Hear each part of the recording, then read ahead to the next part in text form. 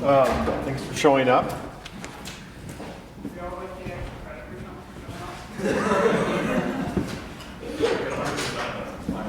Well, let's put it this way. I'm not going to assign a final homework set after all. Yay. I'm working right now. I thought I was going to get it done this morning to get solutions up, but I don't quite have it. So I'm going to take it in the car, which I'm going to do right after this. Some I'm going to post them from where I'm going to be, so you have them over the weekend. But I will put something about these last few lectures on the exam.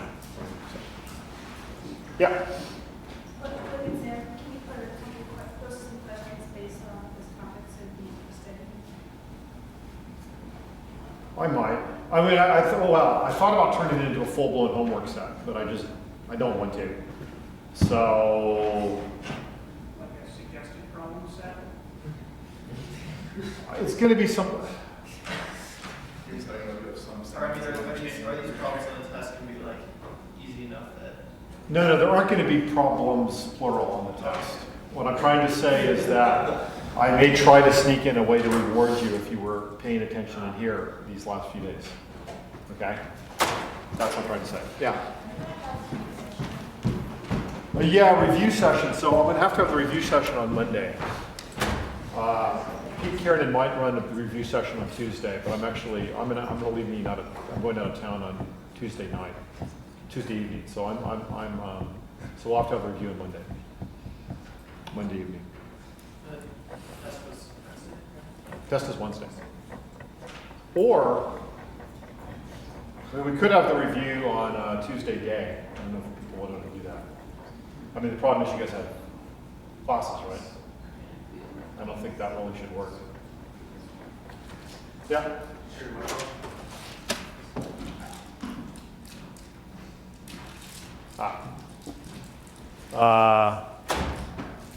So would you prefer Monday evening? Yeah. Would it be all right if we did it early Monday? Since you guys are here, you guys can have your say. I would prefer to do it earlier rather than later, like around 7. Okay? Yeah, maybe even 6:30. 6:30? I mean, do you guys have sports and stuff until 4? Oh, that's great. Yeah. Well, I think I have to schedule it when there aren't classes. I mean, some people, are there 5 o'clock classes? I mean, at 4. Yeah, no, 4 o'clock classes exist, right? So, yeah. Yeah, no, the problem is I don't want to schedule a class if some of you have a class at 4. I mean, the review will have to be, it'll be early evening. Okay, so enough of this. Okay, let's go on. So review early evening on Monday. No final problem set. I'll get solutions up in the next day or so. Oh, now it's on. Sorry. All right, so let's. This could be a little bit interactive because I'd be happy for you guys to take questions on this. This is kind of for fun, right? I'm condensing much of the last couple of chapters. The kind of more fun stuff in a way is the particle physics, but also the nuclear physics there's some basic things you sort of ought to know. Also because as I started the whole class, one of the amazing things is that we had no idea what powered the sun at the beginning of the 20th century or mid-19th century. Only learned at the turn of the century what the basic power source was. And that's the nuclear strong force, okay? So let me kind of try to explain just in a few words some basics of sort of nuclear physics. So, so what's a nucleus? I sort of presented the nuclear strong force as having a potential, it's not square like that, that looks like this. This is the nuclear potential.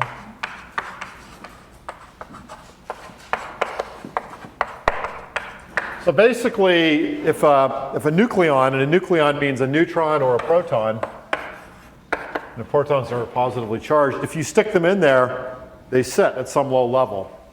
Well, these things are spin 1/2. So they're fermions. So as you've seen, they go in with sort of particle in a box boundary conditions, because this is pretty much a box. And so you get to stick the first two in the particle in a box, n equals 1 state. And then you stick the next one in the n equals 2 state. And even though a nucleus, as you can imagine, is this very sophisticated quantum mechanical object, the strong force is this whole other topic that you can write books on. That basic idea still holds, right? Some of the basic things you've learned in quantum mechanics this semester really do explain a huge amount, okay? So there's going to be energy levels that you stick these particles in. Now, let's separately plot the neutrons and the protons. Why would you ever put protons in there, right? Because protons, if they go in, you're cramming together in this tiny little space that's, some almost 5 orders of magnitude smaller than an atom, where electrons and protons, electrons in an atom feel a little bit of mutual repulsion. Here these protons are crammed into a space that's 10 to the 5 times smaller, or 10 to the 4 times smaller. So why in the world should they want to go in? Why don't I just stick neutrons in? The answer is the nuclear strong force is this deep potential. And to say it's a potential is just to say these things all like each other. They have they have a strong attractive force, okay? And it overcomes the Coulomb force. Okay, that was the first statement we said about it. That's why it's the strong force. Nonetheless, if we wanted to just create the lowest energy state, you might think I'll just start, I'll stick in my first neutron in the first state, and then I'll stick in more. Well, but of course then you see right away what's going on. Maybe there's another one there. As I start to stick them in, I have to add them to higher and higher energy states, just because of, because of anti-symmetry conditions, basically Fermi exclusion, Pauli exclusion principle. So, in fact, if I have 4 things I'm going to stick in a nucleus, the lowest energy state is not 4 neutrons. In fact, that object just flies apart. It's that. Okay? It's to put 2 neutrons and 2 protons. And so roughly, if you have another thing you might add, you're going to kind of add them on either side. You're going to add neutrons, you're going to add protons. And so to some extent, A is the total number of neutrons and protons, right? And Z is the number of protons. You must know this rule. So basically, Z is kind of like A over 2. It's actually a little less, okay? So how to explain that? I mean, certainly the fact that protons are in there, they are not as, they have this extra energy from the Coulomb repulsion. And so a way people will talk about it is they'll say that Coulomb repulsion amounts to lifting for the protons, and now I'm no longer doing space exactly. I'm kind of doing space, but it's the protons and the neutrons separately. It sort of lifts the proton levels. And the amount of this lift is going to depend on how many protons are in there. And it's just an extra repulsion term. You calculated something like this in one of the homeworks just about, electrons in an atom. And so on average, the next particle that could go in, the next heavier nucleus, might well tend to favor a few more neutrons. But then at some point, just because the neutrons would have to be piled to higher and higher Fermi levels, sorry, the Fermi levels is jargon, to higher and higher energy levels because of Pauli exclusion, you're not simply going to have a very proton-rich or a very neutron-rich nucleus, okay? And that basically explains, well, that's one whole aspect of nuclei.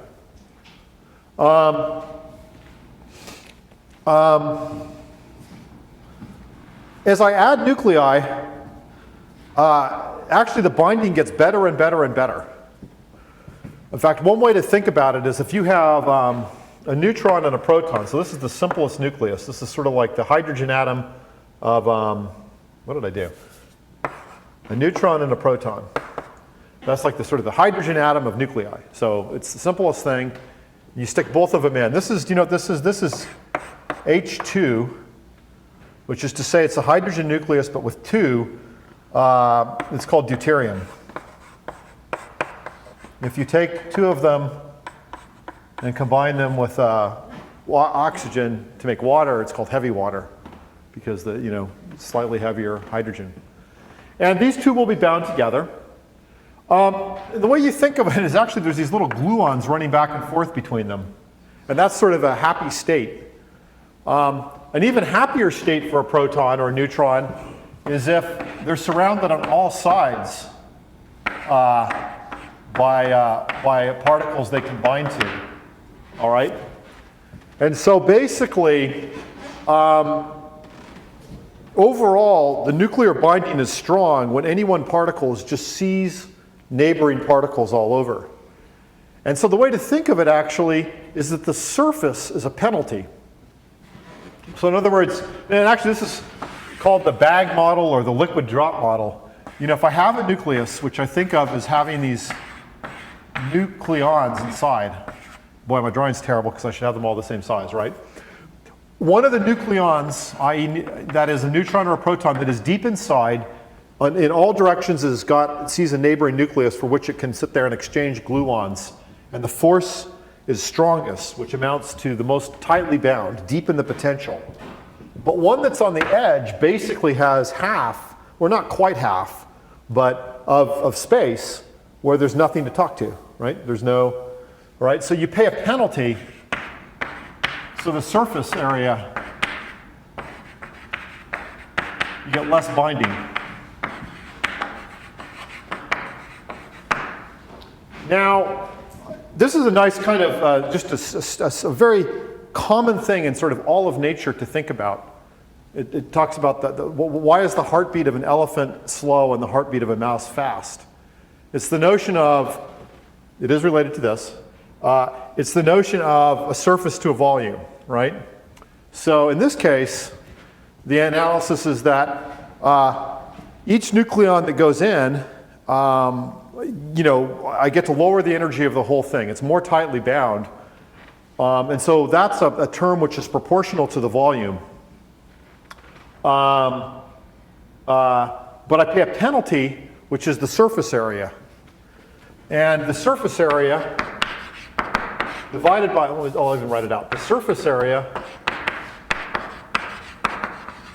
divided by the volume, famously for a sphere, it's 4 pi r squared, or over 4/3 pi r cubed. That's 3 over r. Okay? All right? So if I have something that this is good and that if I want to maximize this, if I want to minimize this ratio, this is bad, that is good, so I want this over this to be small, right? I want more volume, less surface. The answer is I should go bigger, right? And the heartbeat of a mouse versus the heartbeat of a elephant is you lose energy through your surface, and you sort of have to provide energy for your whole volume.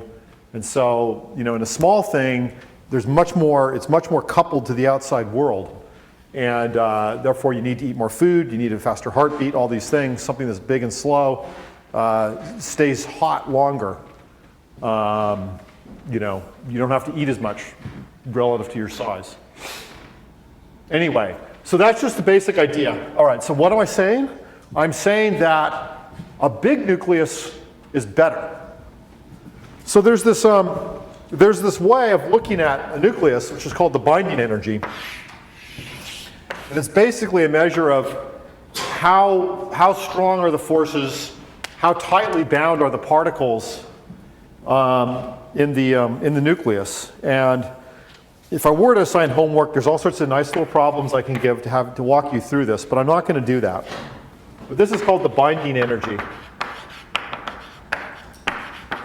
Somehow it's kind of like the depth of the potential. Tilde, it's like the depth of the potential. You know, when I drew this potential over here, the potential depends on which nucleus it is. You know, everyone is different in terms of like how deep it is and how asymmetric the neutrons and protons are. And so basically, there's a trend that just keeps going up, all right? However, as you go up and as you go up, you start really putting a lot of protons in. And then the protons, that eventually is a penalty, you know, because they do have a Coulomb repulsion, and they are really close. And so even though the strong force is stronger, you start to pay a penalty. And also this, well, anyway. So what happens is that this curve starts low, peaks, and turns over slowly. Okay? I think I've even got it going a little bit too fast here. There's also some structure to it. In particular, at 4, helium is extremely strongly bound. It turns out, and again, I don't have time to go into this. Well, I don't know. You can easily explain the basics. I'm not going to talk about it in detail. Just like for atoms, where there's the notion of valence, you know, that you have a closed shell when you get to helium, and then you have a closed shell when you get to neon, etc., right? The exact same stuff works out for the nucleus. It isn't exactly the same. In fact, the simplest treatment of the nucleus is to pretend they're particles in a box instead of particles in a Coulomb potential, 1 over r. You put them in, and you can solve.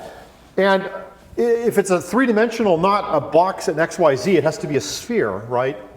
It's a particle in a spherical box. Okay, so I have to go to spherical coordinates. So I do my same thing we did for the atom. I switch from XYZ, I switch to del squared, which has the r part, the theta part, the phi part. As you can imagine, the potential is all about the radial part, and theta and phi are the same. So in fact, those particles that are in a nucleus, they have the same, angular momentum and spin, all those rules, everything we learned about the hydrogen atom still apply. But the radial equation's a little different. But more or less, there's something called the nuclear shell model. And the rules work out a little different. The rule between m sub L and L is the same. But the rule about L versus N is a little different. But then nonetheless, there's a nuclear shell model. And the helium nucleus with 2 neutrons and 2 protons is sort of like one of the most tightly bound nucleus. And it's exactly analogous to helium being inert as a gas in the atomic shells, because it's got 2 spin up, spin down pairs, neutrons and protons.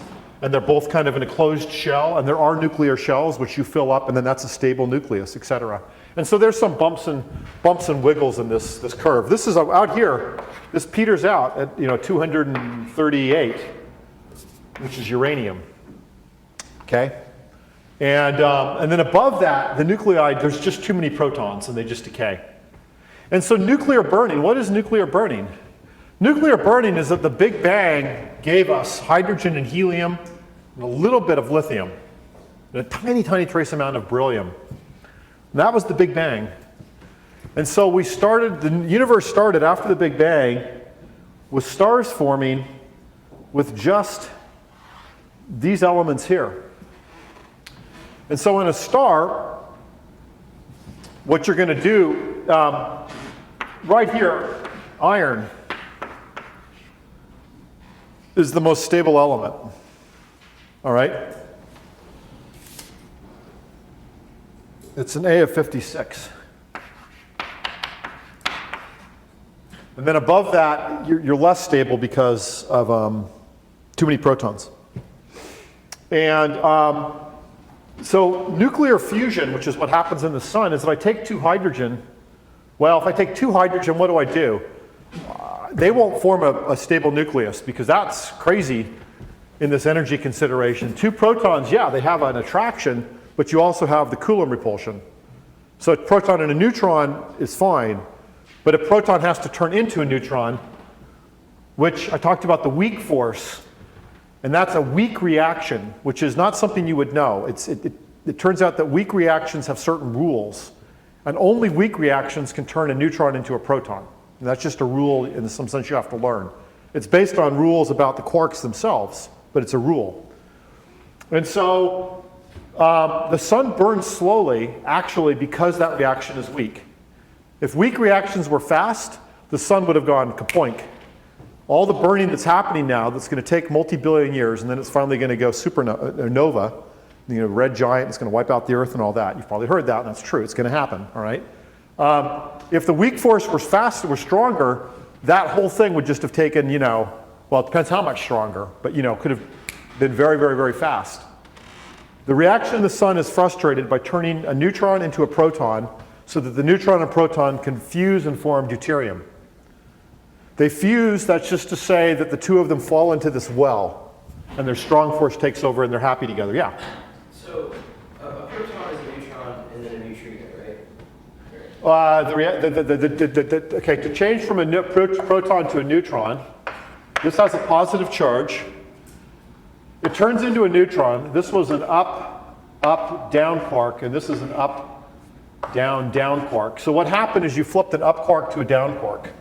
And because of the charges of the quarks, that changed it from positive charge to negative to neutral. The combination of up and down and down. These things have charges like a third and a 2/3 and a minus a third, and you can add them up to be +1 or -1 or 0. But charge is conserved, so I met an anti-electron. Okay. Then the lepton number is conserved. I can't emit a naked lepton. I have to emit, well, that's actually an anti-lepton, and I have to emit a lepton. I can emit a pair of leptons, one and an anti-one, so that I haven't given birth to a lepton in the universe. And that reaction is allowed. Okay. And effectively, that happens in the sun, and then the neutron finds another proton and they fuse. So what happens to the anti-electron and The anti-electron immediately finds an electron in the sun and they annihilate okay. into heat, basically gamma rays. The neutrino escapes from the center of the sun. And there's a whole field of physics. In fact, before I came to CASE, I was in a neutrino experiment, solar neutrino experiment. We've measured the neutrinos from the sun by looking at them in detectors underground. There's this beautiful photo of the sun in neutrinos that was taken by an experiment in Japan over the last couple of decades. And you can see the neutrinos from the sun. They're coming right from the core. It takes photons it takes a little element, I'll get you, of heat generated in the center of the sun takes about 1 million years to diffuse out. The neutrinos free stream right out because they're so small, they just go. So how does it work out with an energy mass balance then? Oh, utterly. Absolutely, utterly.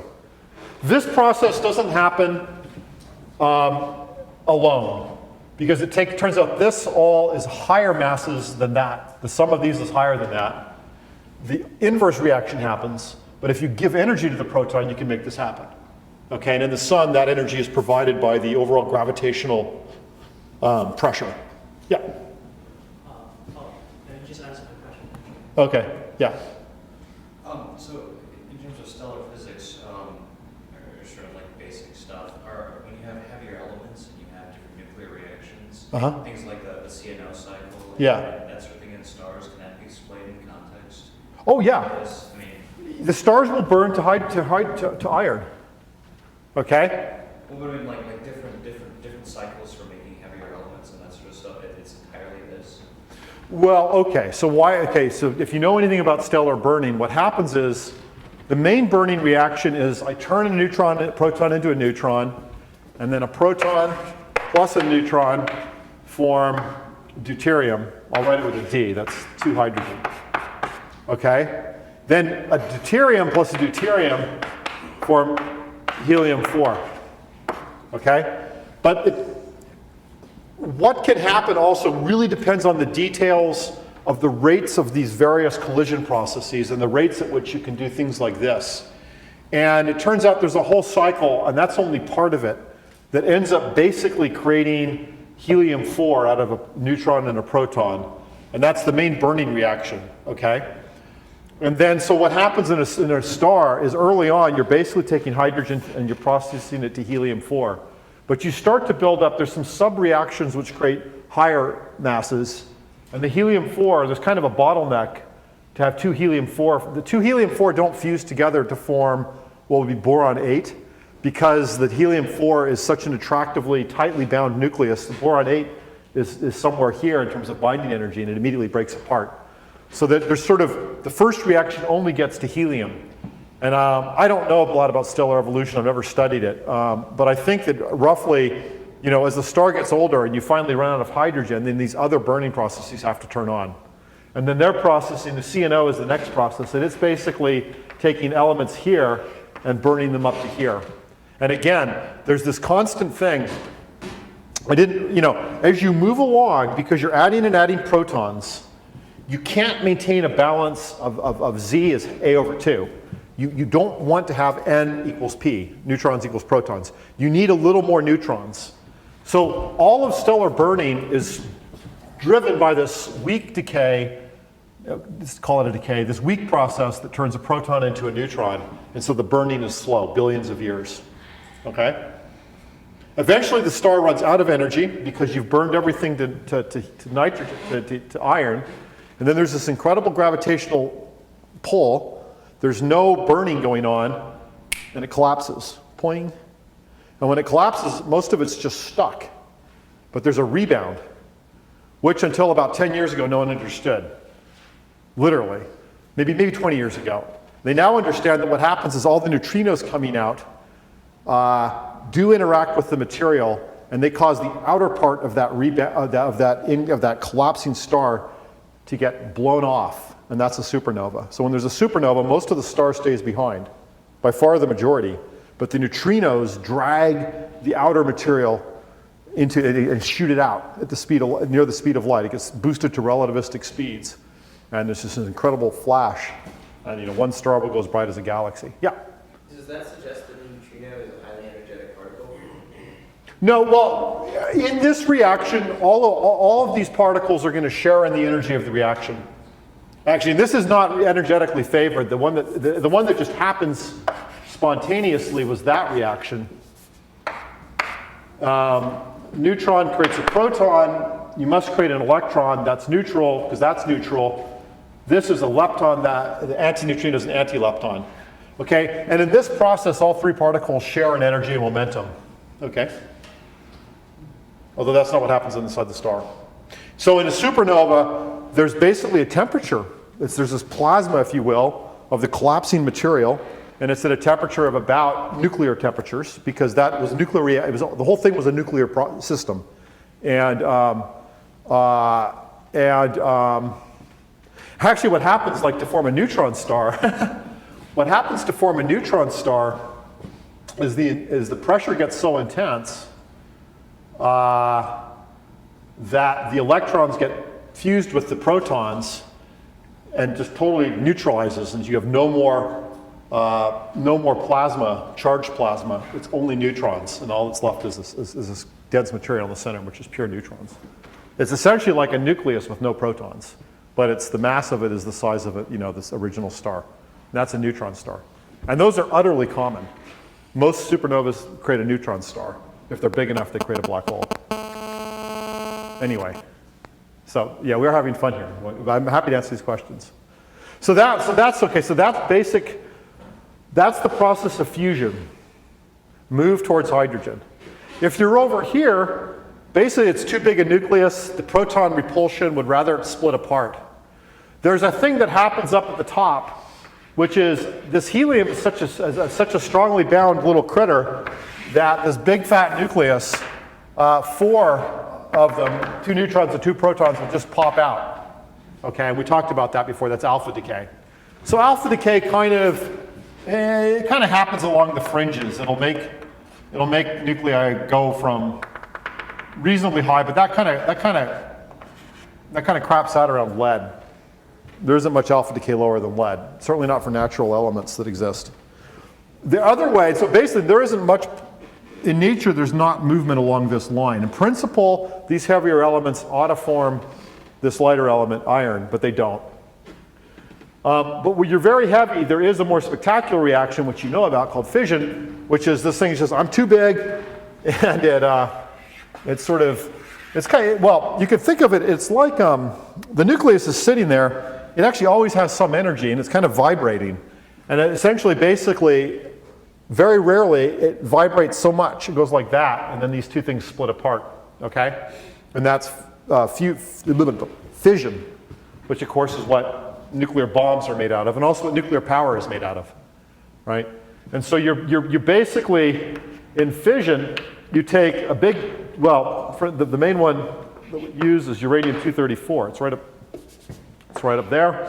You split it in half, and you end up with fragments that are near the peak. And so per nucleon, you release this much energy, which is about an MeV, okay? And so the thing, the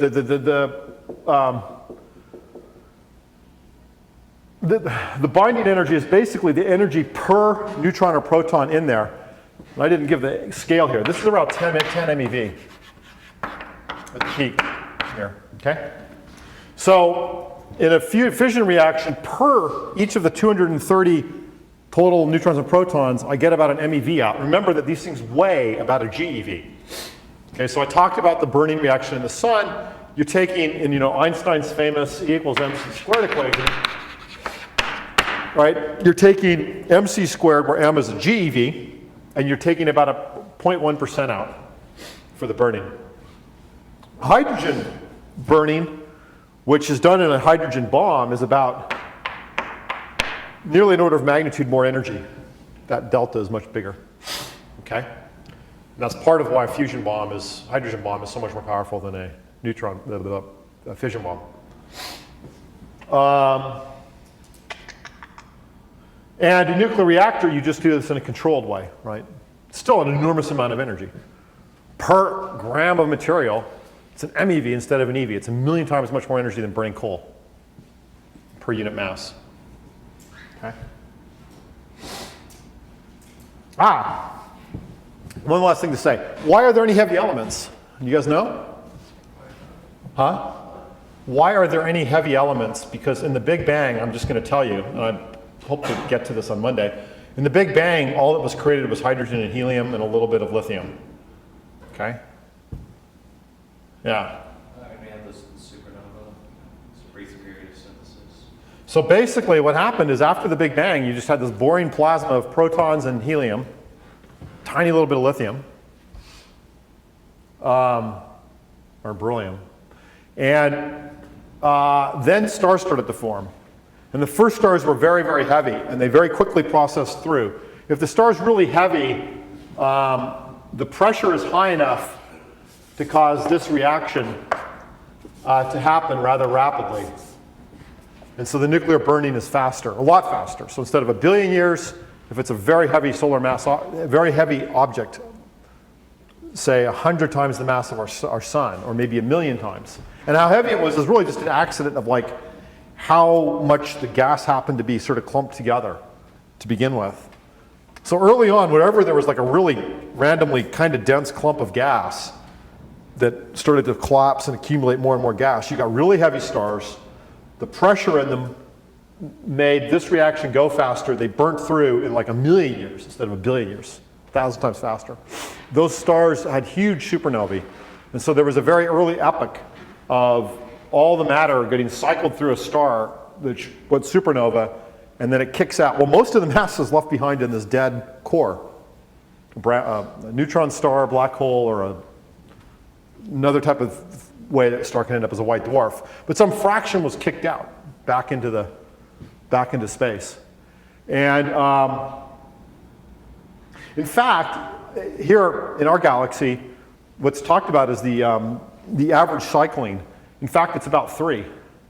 So modern stars actually were formed out of the remnants of previous supernova. And so when the star is born, it not just has hydrogen, it has heavier elements. And so, the stuff in our bodies may well have gone through 3 supernovae. It certainly went through 1 supernova. The hydrogen may have not, but everything else did, because it didn't come out of the Big Bang. It was not there. There was no carbon. Horses on nails cause pain. There was only hydrogen, the organic elements. Okay?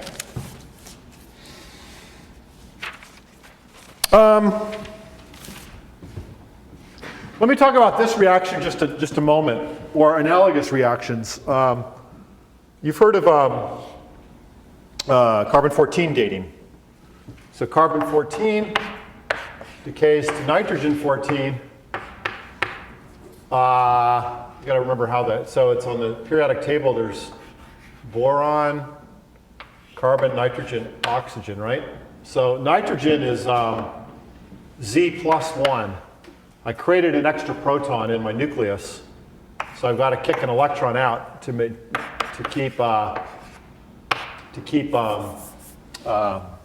charge. You can't create charge or destroy charge in these reactions. Fact of nature can be put into much higher order theory, but it's just a fact. Charge is always conserved. Why do we have this reaction? It's not on this graph, but it's on this notion I had over here. Basically, if I have too many protons, I'm paying a penalty because I have too many protons. I really would rather that I had a neutron than a proton because I don't have this extra electrical repulsion, okay? Or though, if I have too many neutrons, I have too high an energy in terms of the Pauli exclusion, and I had to put that neutron in a very high energy state. And it would be better off, lower energy if it converted to a proton and went to a lower energy state over on the proton side, even though there's a Coulomb energy I have to pay as a penalty. And so which nuclei are stable is a balance of those things. And beta decay is a reaction where you don't change the total, this notation, I started using it, right? When I write carbon 14, 14 means A, it means the number of neutrons and protons. I don't change the total number of neutrons and protons, but I did change, this is Z equals 6, and this is Z equals 7. Now it's all coming back to me. I did change from 6 protons to 7 protons, all right? These reactions were discovered after people started to kind of figure these things out. These are called beta decay reactions because that was called the beta ray back in the old days when, doing science was naming things after Greek things and just categorizing them. So alphas were the helium-4 nucleus, and betas were this, and gammas turned out to be photons. So for A, B, C, alpha, beta, gamma.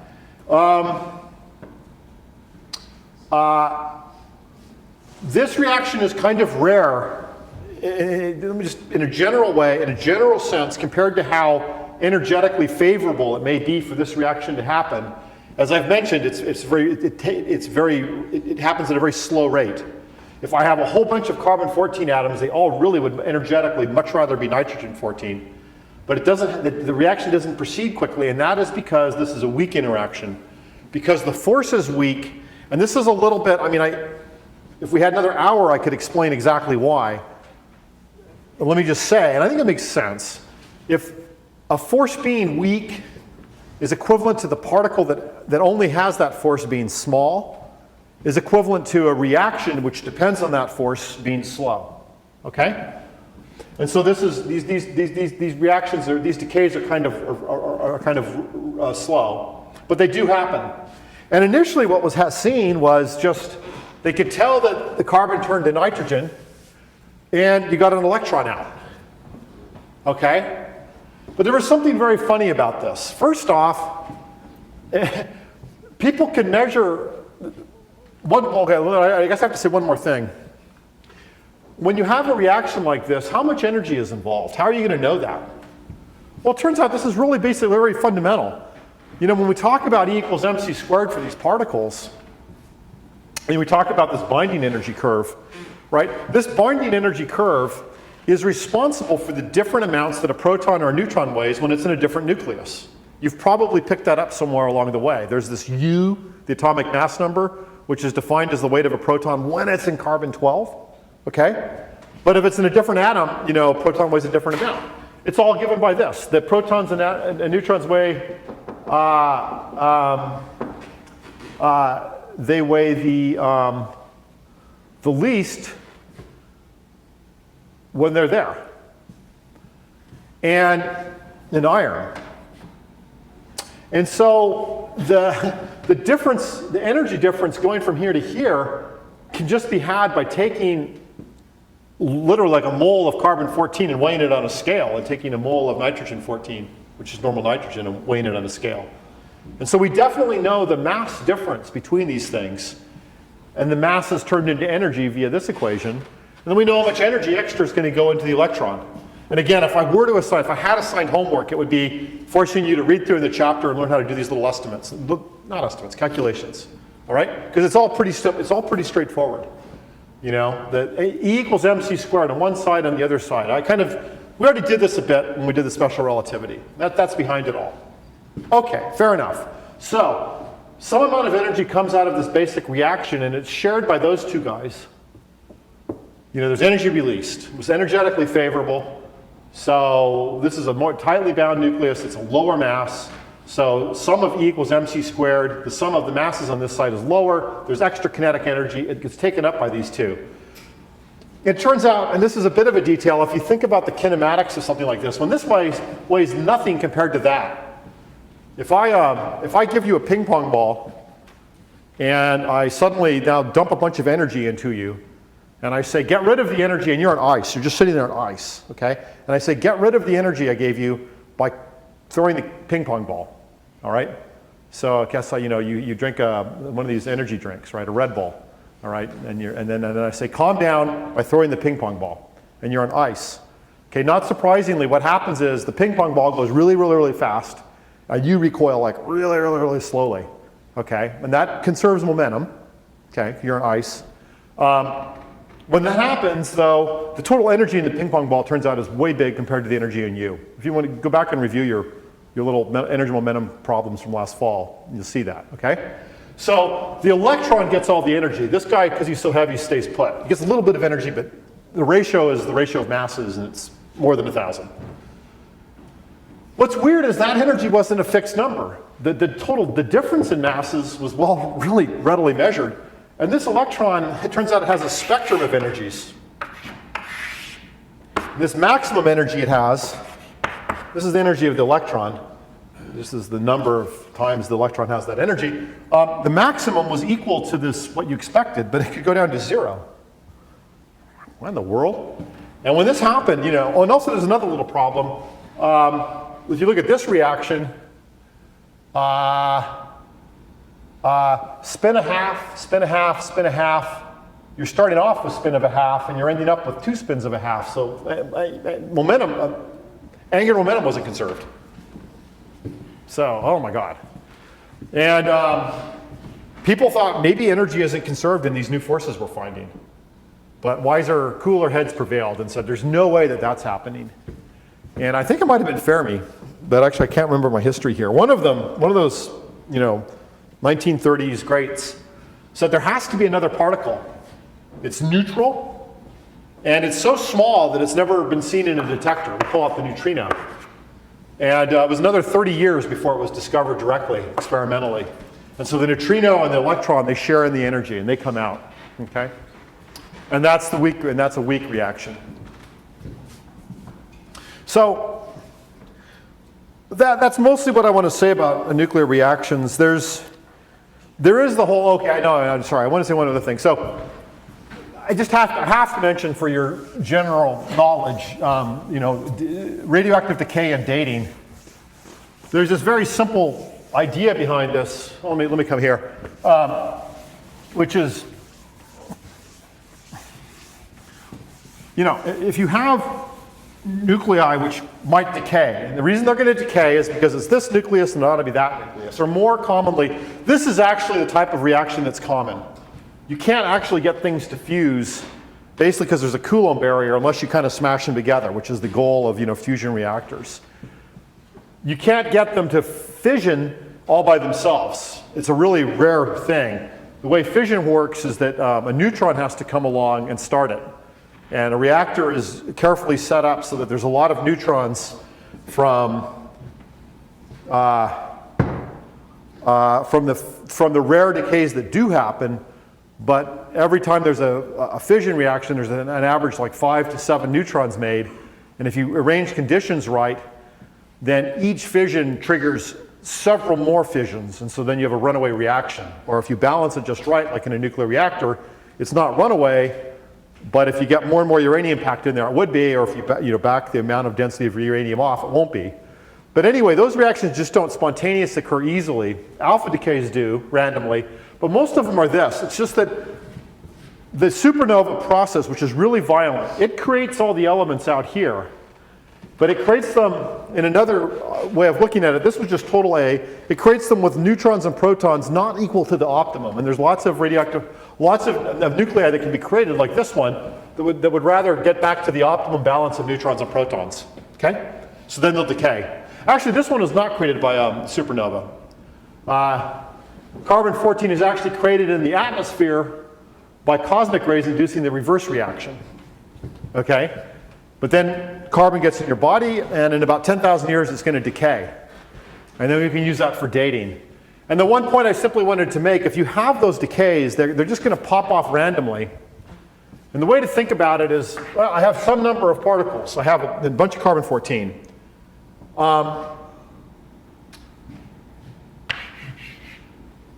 Depending on how many I have, if I have more of them, then I would expect more decays.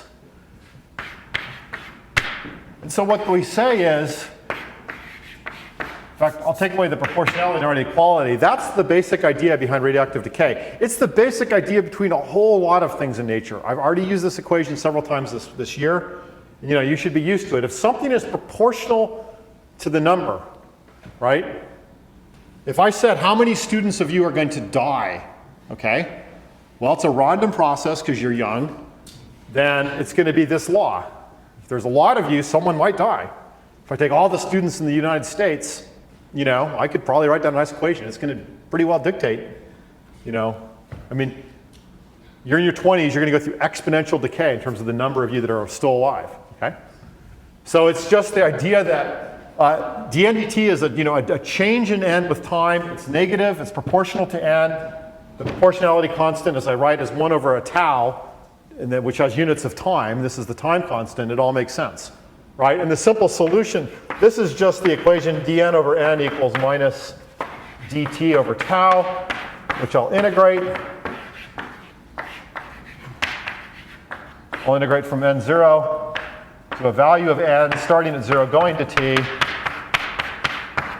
And I'm going fast because, well, I want to go fast here. And the solution to that is n equals n0 e to the minus t over tau. Right? And so it's exponentially how many are left after a time t. It dies off. And tau is the characteristic time. If you ask what's the average time for a decay, it's equal to tau. You could kind of just nicely prove that with this simple little thing. So in fact, then people say tau is the average decay time. You could actually take that as a starting point. And one last comment about, and there's all sorts of little, so when I do radioactive dating, I'm just using this equation over and over and over and over again. One little small comment is that, we physicists or mathematicians, we like Euler's number, E. Most people don't know about Euler's number. They don't know from Euler's number. So you hear half-life. How is half-life related to E? Well, this was n of t equals the initial number times this exponential factor. And so if I say n of t 1/2, let's define the half-life as t 1/2, is n0 over 2. It's the time it takes to decay where there's only half left. Okay? That's just simply to say e to the minus t 1/2 over tau equals 1/2. Take the logarithm of both sides, and I have minus t 1/2 over tau equals the logarithm of a half. If I multiply by that, okay, and so then I just found that t 1/2 is the logarithm of 2 times tau. Okay, so we can think a nice physicist formula here. If someone says a half-life, it's just directly related to tau with a slight proportionality constant that you find that way. Half-life is just how long it takes to decay half away. Because, most people, if you say, oh, I'm going to explain radioactivity to you, it's given by the average decay time, and in the average decay time, you're going to have 1 over Euler's number of the particles left. It's a slightly complicated explanation.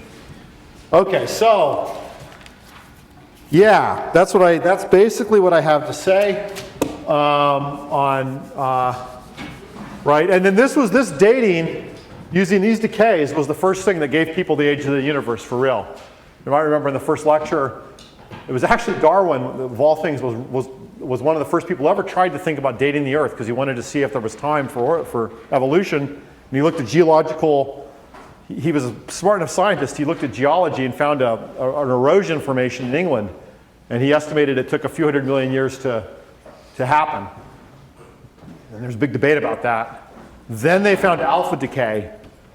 They were able to use this formula and measure things and realize right away that the decay time for alpha decay for certain elements, radium, was billions of years. And then it's a little bit of a complicated thing. If I want to use this equation to do dating, basically I have to somehow have known n0 and then measure n. Or, I never know the absolute number. What I'm going to do is I'm just going to rearrange this equation. If I know what fraction of the initial is left over, then it's just this exponential. And if I know that, I have half left over, and if I know what tau is, and I measure tau by just measuring the rate for a given number in a lab setting, then I go out and get a sample, and I know that it has half of this exotic element in it that's due to decay, boom, I can exactly calculate the time just by inverting this equation, okay? And the trick to radioactive dating is to kind of have in a situation where you somehow knew what n over n0 was. And that's okay, but then it turns out there's many places where it's straightforward. And the carbon example is just simply that in the atmosphere, you're having this inverse reaction happen all the time. And we know that if there's carbon in the atmosphere, the inverse reaction from muons in the atmosphere are going to create a certain fraction of carbon-14. So now if I go get a piece of mastodon bone, I measure the amount of carbon-14 actually by looking for the radioactive decays. That's the easy way to measure it. There's also chemical ways of measuring it. You can do that too. And I just divide and I see the fraction of carbon-14 in the material. Okay, and I know that in the atmosphere I had this constant initial n to n0 ratio, and I just do the math. And so, radioactive dating, the carbon system works on the 10,000 year scale. There's inert gases like argon, of which different isotopes decay. That works on the, I'm going to get this wrong, I think the million year scale. And then there's like uranium and whatnot that work on the billion year scale. So potassium-40 is radioactive on the billion year scale. And so it's been this incredible tool to actually date, sort of, on Earth, in the solar system, and, things out in cosmology, a little bit, with radioactive decay. And it's all based on stuff you can just measure and we understand from all this nuclear physics that I just told you. Okay, so that's it for today. Have a nice Thanksgiving.